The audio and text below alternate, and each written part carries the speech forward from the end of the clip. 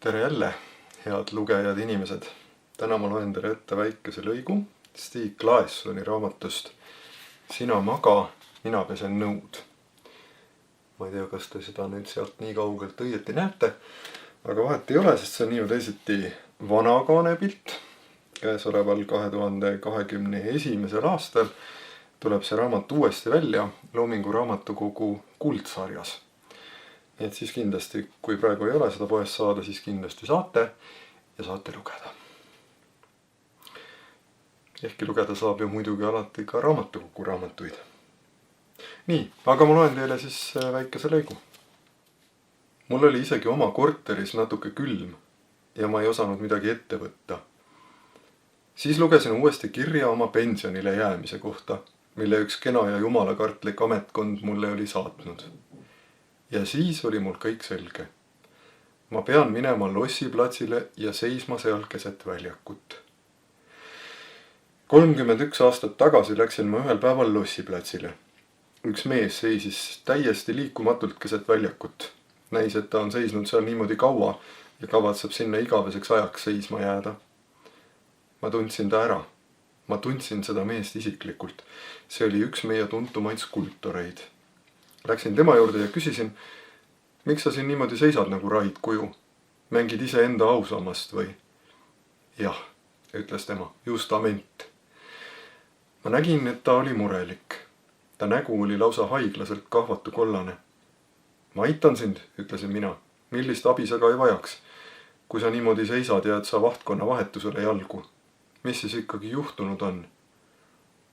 Mitte midagi pole juhtunud, ütles tema. Ja just see mind hämmastabki ja hämmastus tabas mind siin samas paigas ja nii ma siin siis seisangi.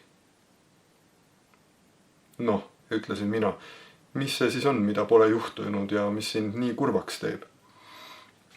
Ma ei tunne mitte kui mõhkugi, ütles tema. Sa ei tunne mitte mõhkugi, aga millest, küsisin mina. Aju verevalumist, ütles tema. Oli sul aju verevalum, küsisin mina. Mu hääl kõlas natuke kohkunult. Just seda pole mul olnud, kuradi tohman, ütles tema. Ma lubasin sind aidata, ütlesin mina, ja ma aitan kah. Ma võin telefoniputka üles otsida, aga kui ma helistan kiirabisse ja ütlen, et kohtasin meest, kellel pole aju verevalumit olnud, siis kiirabi küll kohale ei tule. Pigem tuleb politsei ja nabib mu kinni. Valehäirete peale ollakse kiirabis väga vihased. Ma võtan su käevangu ja me jalutame mööda Österlongatenit otseteed kuldsesse rahusse. Võtame ühed õlled või midagi muud ja klaarime selle asja ära. Kas mind sinna sisse lastakse, küsis tema. Sind on ju alati kuldsesse rahusse sisse lastud, ütlesin mina. Alles eile õhtul trehvasime seal. Eile jah, ütles tema. Üleeile samuti, kui ma ei eksi. Aga eile ja üleeile on möödanik. Enne kui ma siit liikuma hakkan, pean ma üht asja pihtima.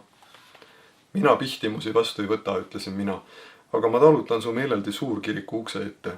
Võid sinna sisse astuda ja pihtida, mida kuradit tahes, ma ootan väljas. Selle, mis mul öelda on, ütles ta. Ütlen ma sulle otse välja siin ja praegu. Ma sain täna kirja.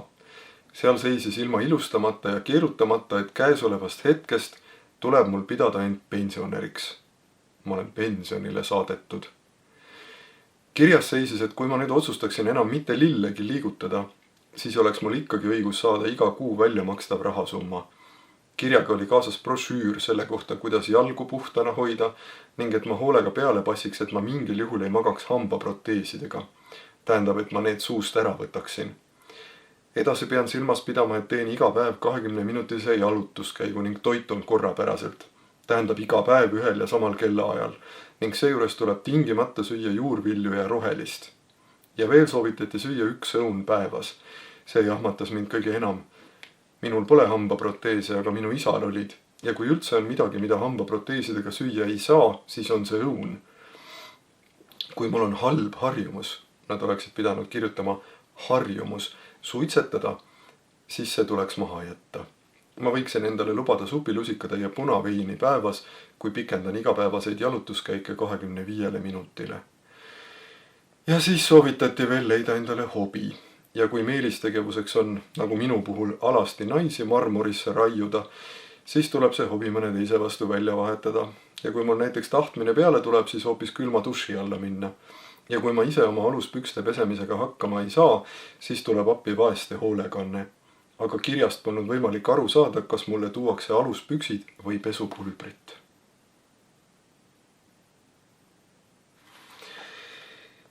Selline armas ja tegelikult täiesti suvaliselt valitud lõigukene siit raamatust, kus kõik ei piirdu sugugi mitte pensionile mineku või vanadusega, ehkki vananemisest on siin juttu küll. Aga ennekõike on see raamat, mulle tundub, ikkagi armastusest. Ja kui see teema teile huvi pakub, siis lugege. Aitäh, et tulite!